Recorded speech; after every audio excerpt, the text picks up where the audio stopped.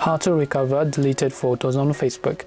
Hey everyone, welcome back to the channel. In this video I'm going to guide you on how you can recover deleted photos on Facebook, so make sure to watch the video till the end. To recover deleted photos on Facebook, open up the Facebook application.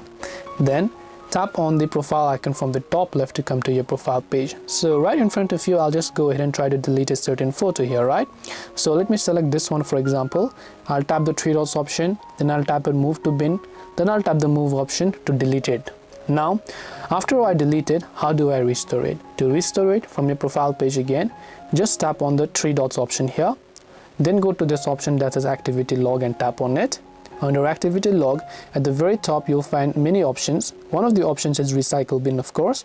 So tap on recycle bin, then just select that particular photo that you might want to recover.